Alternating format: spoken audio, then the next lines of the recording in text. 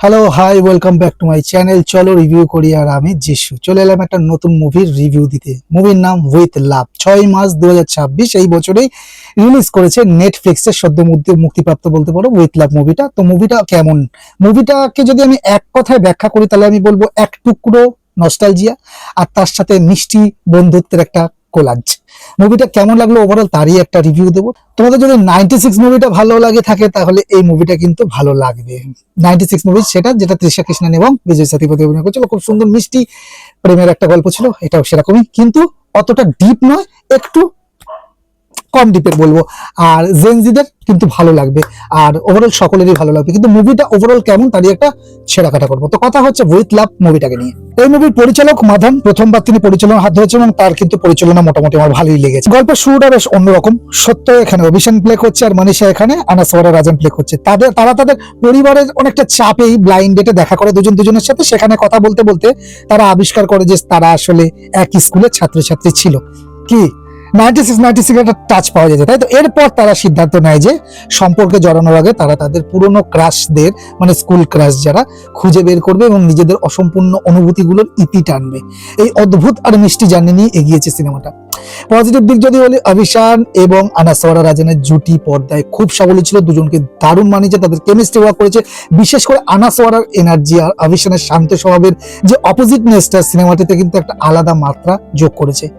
Nostalgia factor কিন্তু এখানে দারুণভাবে কাজ করেছে। স্কুল জীবনে সেই লুকোনো প্রেম, স্লেম বুক আর ছোট ছোট স্মৃতিগুলো খুব সুন্দরভাবে ফুটিয়ে তোলা হয়েছে। যারা অটোগ্রাফ বা 96 এর মতো সিনেমা পছন্দ করেছো তাদের এটা কিন্তু বেশ ভালো লাগবে। এই সিনেমার প্রাণ হলো এর গান। সিন রল্টনের সুর সিনেমাটির ইমোশনাল মোমেন্টগুলোকে কিন্তু আরো গভীর করে তুলেছে। আর সিনেমাটির কথাবার্তা একদমই ক্লিশে নয়, বরং অনেকটা বর্তমান প্রজন্মের মেজাজ লেখা। আমি প্রথমে যেটা বললাম, জেনজিদের ভালো লাগবে। এটা প্রথম সিনেমা হিসেবে মাদানের পরিচালনা কিন্তু বেশ প্রশংসার দাবি রাখবে। নেগেটিভ যদি কিছু আমার লেগে থাকে, এখানে সিনেমার ফার্স্ট হাফ বেশ দ্রুত, দ্বিতীয় ভাগে গল্পের কিছুটা ধার কমে আসে, একটু গতি কমে আসে। কিছু কিছু দৃশ্য অনেকটা টেনে লম্বা করা হয়েছে বলে মনে হতে পারে কিছু কিছু লোকের, সবার নয়, আমার লাগেনি। কিন্তু যারা ফার্স্ট পেস অ্যাকশন থ্রিলার পছন্দ করে বা ওই ধরনের ফার্স্ট জিনিস দেখতে পছন্দ করে তাদের একটু হালকা বোর লাগতে পারে বা নাও লাগতে পারে, এটা ডিপেন্ড। আর সিনেমাটার মূল ভাবনা, অর্থাৎ বিয়ের আগে পুরনো ক্রাশকে খুঁজতে বের হওয়া, শুনতে ভালো লাগলো, বাস্তবে এটা কিন্তু মানে অবাস্তব বলবো বা ফিল্মি মনে হতে পারে। আর নায়ক নায়িকার মধ্যে কিছু ছোটখাটো ঝগড়া বা ভুল বোঝাবুঝির দৃশ্যগুলো বেশ পুরনো ধাঁচের, মানে প্রেডিক্টেবল মনে হয়েছে। মনে হতে পারে এরকম সিন আমরা আগেও অনেক রোমান্টিক সিনেমায় দেখেছি। ফাইনাল ব্যাটিং এবার দেবো উইথ লাভকে। কোনো যুগান্তি করা মানে সিনেমা কিন্তু উইথ লাভ নয় যে একটা বিশাল বড় মাইলস্টোন মাইল ফলক তৈরি করে দিচ্ছে, না। কিন্তু এটা এমন একটা সিনেমা যা দেখে তুমি হাসবে, একটু ইমোশনাল হবে আর নিজের পুরোনো দিনের কথা মনে করবে। নেটফ্লিক্সে উইকেন্ডে দেখার জন্য কিন্তু এটা চমৎকার একটা কমফর্ট মুভি। মুভিটা কিন্তু খুব মিষ্টি, নস্টালজিয়া প্রভাবিত তোমাদের করবেই। আর যারা স্কুল লাইফ ফেলে উঠেছো, কলেজ লাইফ ফেলে উঠেছো, তারা কিন্তু এই সিনেমাটাকে খুব ভালো রিলেট করতে পারবে। 96 রিলেট করতে পেরেছিলে, এটা তো কিন্তু রিলেট করতে পারবে। তো রিলেটেবল ক্যারেক্টার, রিলেটেবল মোমেন্ট এবং দুজনের যে নায়ক নায়কের যে পেয়ারিং এবং কেমিস্ট্রিটা, সবকিছুর জন্য কিন্তু এই মুভিটা তোমরা দেখে নিতে পারবে উইথ লাভের সঙ্গে আমি আছি উইথ।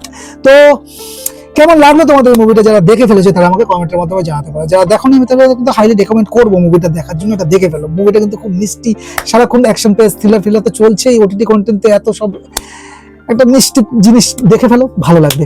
তো উইথ লাভ মুভিটা যারা দেখে ফেলেছে আমাকে কমেন্টের মধ্যে জানাতে পারো। এই ভিডিওটা যদি ভালো লাগে একটা লাইক শেয়ার করে দিও। তোমার কাছে আমাদের সাথে সাবস্ক্রাইবটা এই চ্যানেলটাকে প্লিজ দয়া করে করো, যারা এখনো পর্যন্ত করোনি।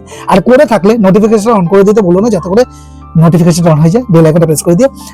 দেখা হচ্ছে নেক্সট ভিডিওতে, নেক্সট মুভি রিলেটেড বা সিরিজ রিলেটেড কোনো রিভিউ নিয়ে। ততক্ষণ ভালো থাকো, সুস্থ থাকো, দেখতে থাকো। চলো রিভিউ করি, টাটা।